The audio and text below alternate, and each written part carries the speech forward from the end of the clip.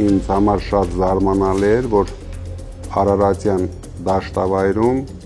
մշակվում են ընդամենը 10% հողերը։ Մարդիկ չեն հասկանում, ինչպես պետք է վաճառեն իրենց գյուղմթերքները։ Բոլորին շատ դուր եկել էր մտերման կայանների գաղափարը, որ իրենք հնարավորություն են ունենալու հենց տարվա սկզբին հաշվարկել իրենց շահույթները։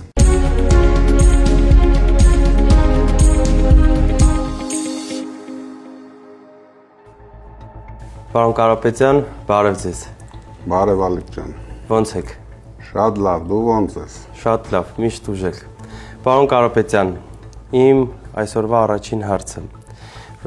Այս վերջերս դուք շատ եք հանդիպում մեր հայրենակիցների հետ եւ օրեր առաջ հանդիպում ունեցաք Հարմավիրի եւ Արարատի մեր հայրենակիցների հետ։ Ուզում եմ կիսվեք ձեր տպավորություններով եւ խնդրում եմ կասեք, ինչն է իրենց ամենաշատ անհանգստացնում։ Շատ ջերմ եւ հետաքրքիր մթնոլորտում անցավ հանդիպումը։ Մարդկանց ամենաշատը հետաքրքրում էր օր առաջ հրաժարվեն Փաշինյանի իշխանությունից։ Մարդիկ շատ դժգոհ էին, որ այս իշխանությունը 8 տարվա ընթացքում ոչինչ չի արել Արարատյան դաշտավայրի ժողովրդի, ու ես վստահ եմ ամբողջ Հայաստանի ժողովրդի կյանքը գոնե ինչ-որ չափով բարելավելու համար, գյուղացու կյանքը բարելավելու համար։ Ինձ համար շատ զարմանալի էր, որ Արարատյան դաշտավայրում մշակվում են ընդամենը 10% հողերը։ Մարդիկ չեն հասկանում, ինչպես պետք է վաճառեն իրենց գյուղմթերքները։ Բոլորին շատ դուր եկել էր մտերման կայաների գաղափարը, որ իրենք հնարավորություն են ունենալու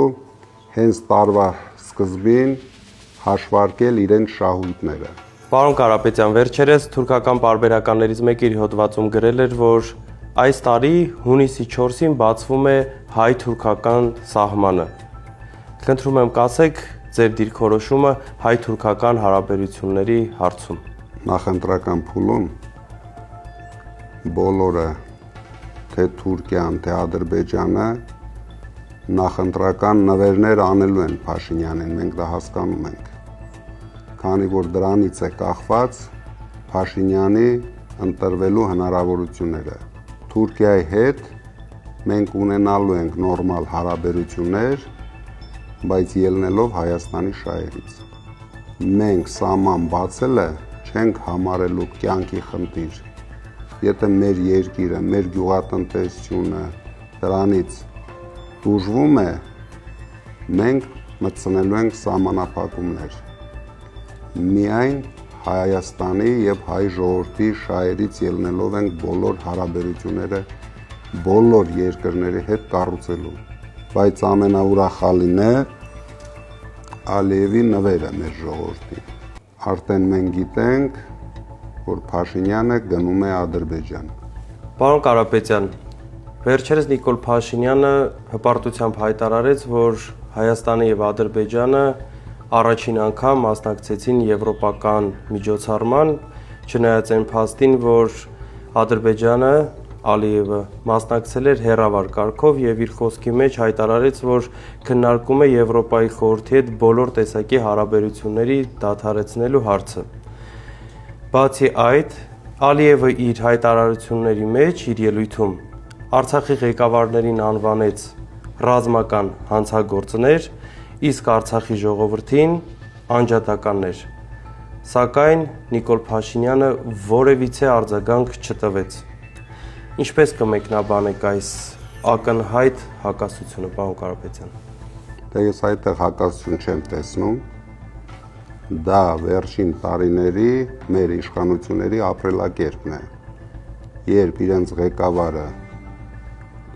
այնտեղից հայտարարություններ է անում, իրենք ընդամենը գլուխները կախ պետք է լսեն։ Խոսելու իրավունք չունեն, այդպես է դրվածքը։ Ալիևը իր ելույթում ցույց տվեց, որ իր համար բացարձակ նշանակություն չունի եվրոպական ղեկավարների ներկայությունը Հայաստանում, միևնույն է ինքը պլանավորում է 300,000 մարդ տեղափոխել Հայաստան, իսկ Փաշինյանն էլ ցույց տվեց եվրոպացիներին, թե ինչքան կռուտոյ շեֆ ունի ինքը։ Շատ լավ, պարոն Կարապետյան։ Շնորհակալ եմ, ձեզ լավ օր։ Ձեզ։